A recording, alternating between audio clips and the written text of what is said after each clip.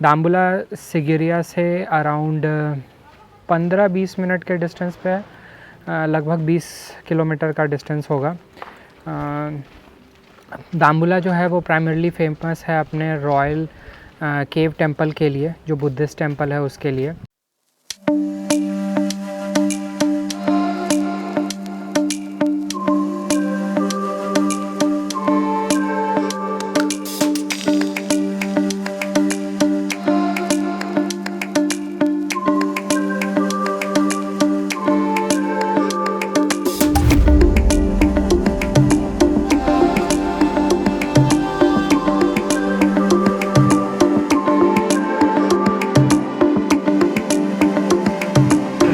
आप देख पा रहे होगे ये बेसिकली कारगिल स्टोर है।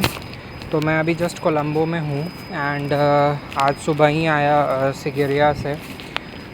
होटल में वैसे तो ब्रेकफास्ट अवेलेबल है, बट रात को ऐसा बहुत ज़्यादा कुछ खाने का मन नहीं कर रहा था, तो बस यहीं स्टोर में आया था, बगल में ही था होटल से।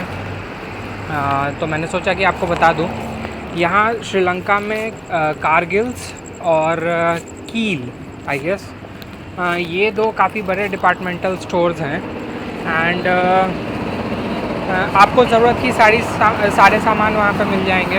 इवन उनका खुद का फार्मेसी भी है। कारगिल एक काफ़ी बड़ा ब्रांड है यहाँ पे एंड उनका खुद का बैंकिंग सर्विसेज भी है, और भी डिफरेंट बिजनेसेस में उन्होंने अपना इनपुट लगा के रखा है। तो रिकमेंडेड है, जा सकते हैं। प्राइसेस डिसेंट हैं। अगर आपको कुछ भी परचेज़ करना है जो आप नॉर्मली इंडिया में भी किसी डिपार्टमेंटल स्टोर से परचेज़ करते हो, तो वो आप यहाँ से कर सकते हो। सारी ज़रूरतों की सामान आपको यहाँ पे मिल जाएगी एंड उसके अलावा फार्मेसी, जैसा मैंने आपको बताया, वो भी आपको जो बेसिक जो मेडिसिन है वो सब तो मिल ही जाएंगे। इनका किसी आउटलेट में कैफ़े भी है, तो वहाँ पे खाने का भी ऑप्शन रहता है। काफ़ी सारा मेन्यू, अलग अलग टाइप के कुजीन मैंने एक जगह ट्राई किया था, वहाँ पे सुशी वगैरह भी मिल रहा था। टेस्ट भी ठीक ठाक था, डिसेंट ही था। तो आ सकते हैं, इस पॉइंट को विज़िट कर सकते हैं। कारगिल की ऐसा नहीं है कि केवल कोलंबो में ही है, आप दूसरे किसी भी सिटी में जाओगे पूरे श्रीलंका के अंदर तो आपको ये देखने को मिलेगा। मीनवाइल पूरा श्रीलंका एक्सप्लोर करने के बाद मैंने एक चीज़ तो ज़रूर नोटिस किया है, रोड्स बहुत ही बेहतरीन है इनके। चाहे आप बाकी किसी भी चीज़ को कुछ भी बोलो, बट रोड्स बहुत बेहतरीन है एंड इंडियंस को काफ़ी रिस्पेक्टफुली देखते हैं। अगर आप कहीं बोलते हो कि मैं इंडिया से आया हूँ, मुझे अभी तक बिल्कुल भी एक जगह भी एक्सपीरियंस ऐसा नहीं हुआ है जब लोगों ने बोला हो कि या फिर मुझे अनफ्रेंडली टाइप कभी नहीं लगा। ये सही तरीका होगा इस चीज़ को बोलने का। हमेशा लोग हेल्पफुल होते हैं। एंड एक इंसिडेंट तो मैं आपको शेयर करना चाहूँगा जो कि बहुत ही मतलब आप ऐसा समझ सकते हो कि इतना अच्छा था कि मैं आपको बता भी नहीं सकता। मैं कैंडी में था एंड ऐसे ही खाने का कुछ सामान लेने मैं कील गया हुआ था। अभी मैं रोड क्रॉस कर लेता हूँ।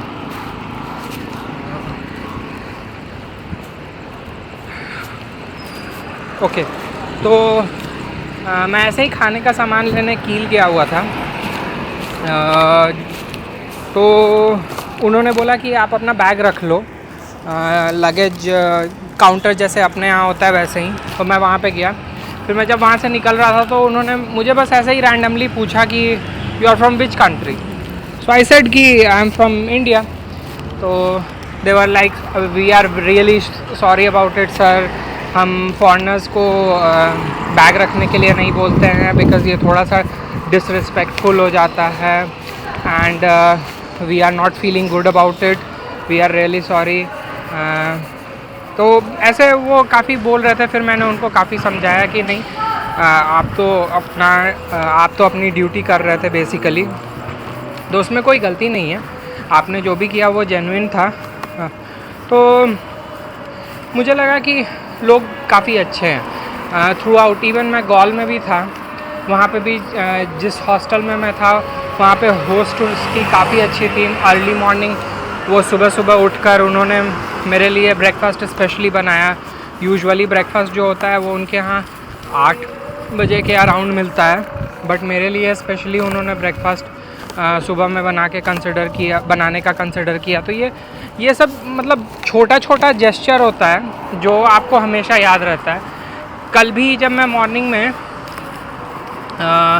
कल नहीं मतलब आज जब मैं मॉर्निंग में ये फंक बंक जहाँ मैं कैंडी में स्टे कर रहा था, तो वहाँ से जब मैं निकल रहा था तो आज मॉर्निंग में वो सुबह 4:30 बजे उठकर उन्होंने 2 बिस्किट के पैकेट्स दिए और उन्होंने बोला कि आपने रात को डिनर भी बाहर किया था एंड ब्रेकफास्ट भी नहीं कर रहे हो, नेक्स्ट टाइम प्लीज़ विज़िट करना, अगर कभी कैंडी तो हमारे यहाँ ज़रूर आना। तो मैं वही बोल रहा हूँ कि ये बहुत छोटा छोटा माइन्यूट एक्सपीरियंस है जो आपके ट्रैवल के एक्सपीरियंस को और ज़्यादा इन्हांस करता है। तो अभी आगे चलते हैं। डिनर के लिए मैं थोड़ा सा और कुछ लूँगा, और क्योंकि आज रात में मुझे काम भी करना है, एक वीडियो एडिट करनी है। अच्छा, तो मैं अभी पर्ल ग्रैंड नाम के एक होटल में हूँ। ये गोल्फ फेस के पास ही है, काफ़ी प्रोमिनेंट लोकेशन है, काफ़ी सारे बड़े होटल्स और कैफ़ेज़, क्लब्स एंड एवरीथिंग, ये सब कुछ अवेलेबल है। तो ऐसा कोई बहुत ज़्यादा इशू नहीं है एरिया वाइज। बगल में ही इंटरकॉन्टिनेंटल होटल भी है, मैं लोकेशन डिस्क्रिप्शन में डाल दूँगा। बट मेरा जाते जाते एक एक्सपीरियंस ये इसी होटल में ख़राब हुआ है। अभी रूम में जब चेक इन कर रहा था तो मैंने एक स्पेसिफ़िक रूम बुक करके रखा था, इन्होंने साफ मना कर दिया रिसेप्शन में कि हमारे पास अवेलेबल नहीं है। ठीक है, तो मैंने बोला कि बॉस, रिज़र्वेशन वर्ड का मतलब क्या होता है कि आपको रिज़र्व करके रखना है, नहीं है मतलब क्या होता है। आप एक काम करो, आप अपने मैनेजर को बुलाओ तो मैं उनसे बात करता हूँ। तो उन्होंने फिर 5 मिनट के बाद उसने बोला कि आप सर बैठो, मैं देखता हूँ। एंड 5 मिनट में उसने रूम दे भी दिया, जो जिस क्लास का मैंने बुक किया था उसी क्लास का उसने रूम मुझे दे भी दिया। एक और चीज़, मैंने उसको बोला कि अगर आपके पास रूम से अवेलेबल नहीं है तो आप मुझे अपग्रेड कर दो। रूल्स तो यही कहते हैं, क्योंकि आप प्रॉपर अगर सर्विस नहीं प्रोवाइड कर पा रहे हो। एंड 4 स्टार डिसेंट होटल है, ऐसा नहीं है कि होटल ख़राब है। फैसिलिटीज़ ऊपर में रूफटॉप स्विमिंग पूल है, डाइनिंग एरिया इनका खुद का है, अच्छा है, मतलब डिसेंट होटल है, ख़राब नहीं है। बट फिर यही है कि उनके रिसेप्शन डेस्क पे एक्सपीरियंस ख़राब था। अब अभी मैं बिल्कुल थका हुआ था, अभी मैं वापस जब मैं होटल में था तो मैंने डिनर के लिए उनको कॉल किया रिसेप्शन पे, उन्होंने कॉल रिसीव किया और डिस्कनेक्ट कर दिया। मतलब मेरा आवाज़ उन्होंने पूरा सुना, जो मैंने उनसे मांगा वो बात उन्होंने पूरी की पूरी सुनी और फिर फ़ोन डिस्कनेक्ट कर दिया। तो ऐसा हो सकता है कि ठीक है चलो कनेक्शन का इशू है, बट फिर मैंने उनको फ़ोन किया कि मुझे रूम फ्रेशनर चाहिए, उसके लिए भी उन्होंने सुना और फिर डिस्कनेक्ट कर दिया। तो ये तो सही नहीं है ना बॉस, बिकॉज़ मैं सर्विसेज के लिए पैसे दे रहा हूँ एंड ठीक ठाक प्राइस है, टैरिफ जो है उनका वो ठीक ठाक है। तो एटलीस्ट लीस्ट जो मैं एक्सपेक्ट कर रहा हूँ वो है कि रूम में स्मेल ना हो, बिकॉज़ मुझे नो स्मोकिंग रूम चाहिए होता है, तो रूम में स्मेल ना हो। और एटलीस्ट मैं जो बोल रहा हूँ वो आप सुनो। आप भले ही मुझे फैसिलिटी ना दो, बट एटलीस्ट रेयर मिनिमम तो यही होता है कि आप एटलीस्ट सुनोगे, बट ये लोग सुन भी नहीं रहते। तो इस होटल का रिव्यू काफ़ी ख़राब है। अभी मैं उनसे बोलने गया था तो उनका एक स्टाफ है रिसेप्शन पे, वो एटलीस्ट सुन रहा था, लेकिन दूसरा जो स्टाफ था he was ignoring me fully. और जब मैंने उसको बोला तो वो बोलता है कि मैं अभी जस्ट ड्यूटी पे आया ही हूँ। फिर मैंने उसको बोला कि आप ड्यूटी पे हो ना भाई, कि ड्यूटी पे ही नहीं हो। तो उसने बोला कि लेकिन मैं आते के साथ मैंने आपको अपॉलॉजी दिया, मतलब अपने तरफ से अपॉलोजाइज़ किया। मैंने बोला आपकी अपॉलॉजी से मुझे फ़र्क नहीं पड़ता, that I consider, but at the very same time एक चीज़ के लिए गलती इंसान माफ़ करता है, बार बार आप गलती करोगे तो उसके लिए तो माफ़ी नहीं मिलेगी ना, और उसका कोई सेंस भी नहीं बनता। सेकेंडली मैंने उनको बोला कि आप मुझे अपने मैनेजर से बात कराओ, तो वो बोलते क्या हैं, हमारे पास अभी मैनेजर नहीं है, मैनेजर बाहर है। ऐसा कैसे हो सकता है बॉस कि तुम जो सर्विस देना चाह रहे हो वो सर्विस तुम दे नहीं पा रहे हो, मैनेजर तुम्हारा अवेलेबल नहीं है। मुझे मतलब बिल्कुल भी सेंसलेस बात लग रहा है जो कुछ भी वो बोल रहे हैं। तो इस होटल का मैं रिव्यू काफ़ी ख़राब दे रहा हूँ, और मैं आपको इस लोकेशन इस होटल का जो लोकेशन है वो भी पिन कर दूंगा डिस्क्रिप्शन में, ताकि आप इस होटल को कंसिडर ना करो कोलंबो में। एंड इसका मतलब ये बिल्कुल भी नहीं है कि मेरा एक्सपीरियंस ख़राब हो चुका है कोलंबो से या फिर श्रीलंका से। टू बी वेरी फ्रैंक, मेरा एक्सपीरियंस बहुत ही अच्छा है, यहाँ के लोग काफ़ी अच्छे हैं, मुझे अभी तक बिल्कुल भी कहीं पे भी कोई भी इशू महसूस नहीं हुई है। एंड एक सिंगल जगह पे एक आधा लोग किसी भी एक्सपीरियंस को ख़राब कर देते हैं। तो I was not anticipating and expecting it from Sri Lanka, क्योंकि मेरा एक्सपीरियंस पिछले 1-1.5 हफ्ते में बहुत ही बेहतरीन रहा है। तो मैं एक्सपेक्ट कर रहा था कि ये एक्सपीरियंस भी मेरा यहाँ पे भी स्टे करने का अच्छा ही होगा। लास्ट डे था मेरा श्रीलंका में, मैंने सोचा कि एक अच्छे डिसेंट एकोमोडेशन में स्टे करते हैं, बिकॉज़ मैं ऑलरेडी काफ़ी थक चुका था और मैं सोच रहा था कि जाने से पहले थोड़ा सा अच्छा कंफर्टेबल स्टे मैं लेता हूँ, ताकि ये एक्सपीरियंस भी मुझे पता चले कि एक ढंग के डिसेंट ठीक ठाक होटल में कैसी सर्विसेज हैं। एंड मैं ये बिल्कुल नहीं बोल रहा कि सारे के सारे ठीक ठाक ढंग के होटल में ऐसे ही एक्सपीरियंस या एक्सपोजर आपको मिलेगा, ऐसा नहीं है। बट इस होटल में मेरा एक्सपीरियंस अच्छा नहीं था, तो वो मैंने सोचा कि आपको डिटेल शेयर कर दूँ।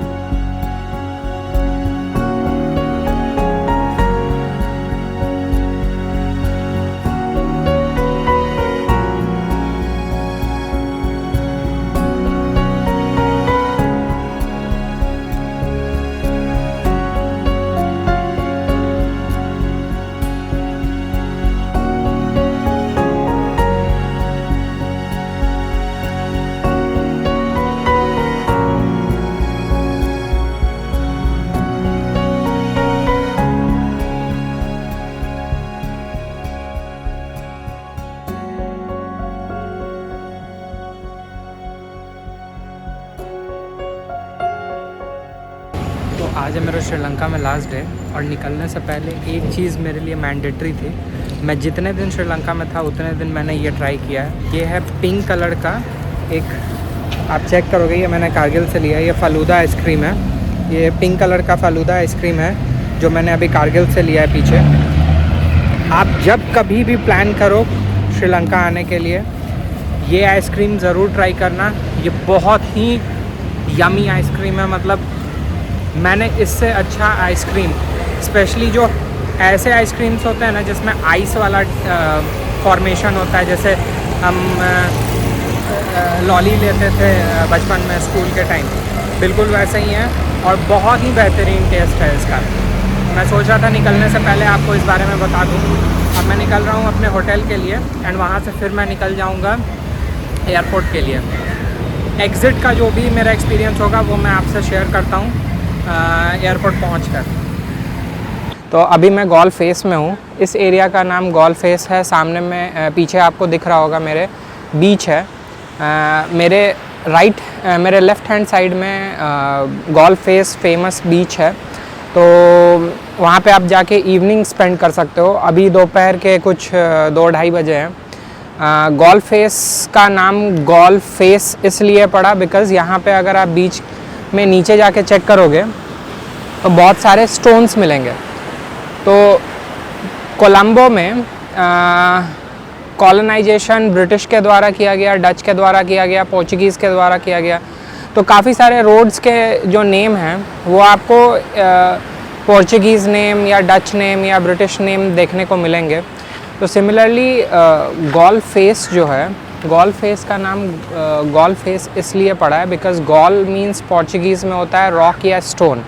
तो सिंस बीच के पास काफ़ी सारा रॉक और स्टोन है तो इस वजह से इस बीच का नाम गॉल फेस पड़ा है। सबसे पहले पोर्चुगीज़ ने इसको फॉर सिक्योरिटी पर्पस इस प्रोमेनाड को क्रिएट किया था। ये बेसिकली प्रोमेनाड है एक, जहाँ पे आप वॉक कर सकते हो, टाइम स्पेंड कर सकते हो इवनिंग में। काफ़ी सारे छोटे मोटे हॉकर्स आपको यहाँ पे मिल जाएंगे जिनसे आप कुछ ख़रीद के खा सकते हो। काफ़ी क्लीन और सिस्टमैटिकली डेवलप्ड है, बट पहले ये इतना क्लीन और सिस्टमैटिकली डेवलप्ड हुआ नहीं करता था। इसको बेसिकली ब्रिटिश ने फॉर रिक्रिएशनल रीजंस स्टार्ट किया, बनाया, रीडेवलप किया, एंड अब ये जाके गॉल फेस जो है वो एक one of the most famous और मोस्ट ब्यूटीफुल कंसिडर्ड प्रोमेनाड में से एक है पूरे वर्ल्ड में। सो ये आप देख पा रहे होगे। और मेरे पीछे का जो पूरा लेन है इस साइड, ये सारे 5 स्टार होटल्स एंड जो मेजर हाई कमीशंस और एम्बेसीज़ हैं वो सारे आपको इस लेन में या इसके जस्ट पीछे वाले लेन में मिल जाएगा। यहाँ पे जस्ट सामने में प्रेसिडेंट्स ऑफिस भी है। मैं भी पीछे नहीं जा रहा बिकॉज़ वहाँ पे नेवी वाले हैं एंड उनका कुछ परेड चल रहा है या फिर मे भी हो सकता है प्रैक्टिस चल रहा हो, तो मैं उनको वीडियो में नहीं लेना चाहता बिकॉज़ ऑफ सीक्रेसी रीजंस। मे भी हो सकता है कि उनका कुछ खुद का प्रोसेस होगा। तो कोलंबो में गॉल फेस जो है वो स्टार्ट हुआ था 1859 में एंड ये एक बहुत ही हिस्टोरिक अर्बन पार्क है। यहाँ पे एक प्रोमेनाड है जो कि पूरे कोस्ट लाइन पे आपको देखने को मिलेगा। इसके अलावा थोड़े से आगे प्रोमेनाड से थोड़े से जस्ट आगे ट्रेन जाती है जो गॉल तक जाती है। कुछ डिस्टेंस तक आपको ये जो कोस्ट लाइन है वो ट्रेन के जस्ट पैरेलल देखने को मिलेगा, जो मैंने आपको यहाँ से गॉल जाते टाइम वीडियो में भी दिखाया होगा एंड गॉल से वापस आते टाइम भी मैंने आपको वीडियो में शेयर किया होगा। बहुत ही खूबसूरत और सीनिक ट्रेन राइड होती है ये। काफ़ी सारे प्रोटेस्ट, सेलिब्रेशंस और पॉलिटिकल गैदरिंग्स का भी गवाह रहा है ये प्रोमेनाड। ओके, तो मेरे पीछे जो आप देख पा रहे हो वो है CHEC ब्लॉक। ये जो ब्रिज दिख रहा है ये पूरा का पूरा एरिया जो है वो बिल्कुल कोस्ट लाइन से सटा हुआ है। ये लैंड रिक्लेम करके बनाया गया है एंड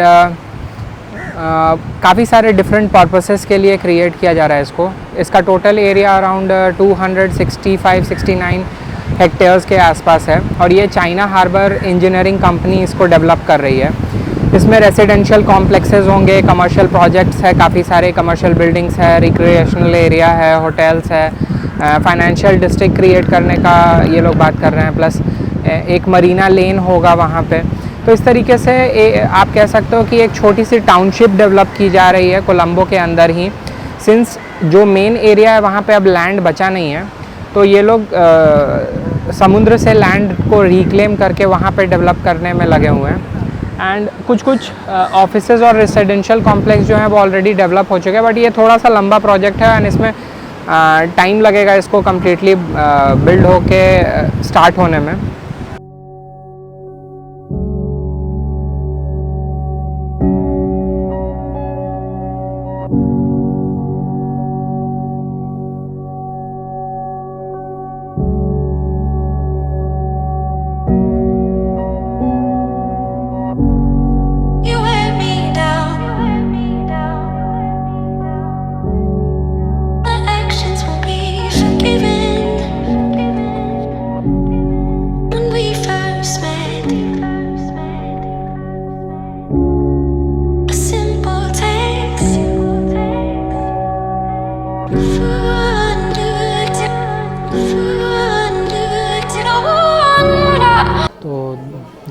एंड मैं हूँ कोलंबो के इंटरनेशनल एयरपोर्ट पे।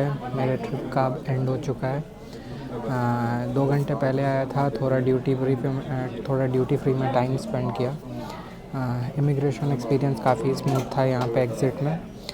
कोई क्वेश्चन नहीं पूछा। Security as usual normal. तो ये ट्रिप कई मायनों में मेरे लिए बहुत ज़्यादा स्पेशल है। मुझे लगता है कि कोई भी जगह स्पेशल बनता है वहाँ के लोगों के वजह से, एंड उसके वजह से एक्सपीरियंस इन्हेंस होता है। मैंने एक टाइम पे प्लान किया था कि मैं हांगकांग और मकाओ ट्रैवल करूँगा, बिकॉज़ मैं उस टाइप के एक्सपीरियंस के बारे में सोच रहा था। बट आई एम ग्लैड कि मैंने श्रीलंका को मौका दिया और श्रीलंका आया, बिकॉज़ यहाँ के लोग बहुत ही ज़्यादा पोलाइट, सपोर्टिव, काम है। कई जगहों पे मुझे ज़रूरत पड़ी, उनको मेरा लैंग्वेज नहीं समझ में आ रहा था, फिर भी वो कोशिश कर रहे थे। कभी भी उन्होंने नेगलेक्ट नहीं किया मुझे। तो बहुत छोटे छोटे जेस्चर्स थे उनके जो मुझे हमेशा याद रहेंगे। एक टाइम था जब मेरे पास कैश अवेलेबल नहीं था एक स्टोर में। मैंने कुछ 580 श्रीलंकन रुपया का कुछ सामान लिया था गॉल में, एंड मेरे पास अराउंड 520 के आसपास ही अमाउंट बचा हुआ था। एंड जब उनको ये बात पता चला कि मैं इंडिया से हूँ, तो उन्होंने वो 50-60 रुपीज़ जो एक्स्ट्रा था वो उन्होंने लेने से मना कर दिया। उन्होंने बोला आप जाओ, वी विल मैनेज इट। तो इस तरीके के बहुत छोटे छोटे मोमेंट्स हैं कई सारे इस ट्रिप में, जो मेरे इस ट्रिप को हमेशा यादगार बना के रखेंगे। तो अभी बोर्डिंग स्टार्ट होने वाली है। जो भी मेरा एक्सपीरियंस था वो मुझे हमेशा लाइफ लॉन्ग याद रहेगा, एंड मैं एक बहुत पॉजिटिव फीडबैक लेके जा रहा हूँ इस कंट्री के लिए। मुझे हमेशा याद रहेगा ये चीज़ कि मैं कहीं और जाने का प्लान कर रहा था, एंड एक्सीडेंटली मैंने इस ट्रिप को प्लान किया। एंड ये मुझे हमेशा याद रहेगा कि ये trip one of the most memorable trip मेरा बन चुका है अभी तक, जितना भी मैंने ट्रैवल किया है। तो स्तुति श्रीलंका, आप हमेशा याद रहोगे। एंड मैं ये नहीं बोलूँगा कि मैं वापस नहीं आने वाला या फिर गुड बाय। मैं बोलूँगा सी यू इन सम टाइम।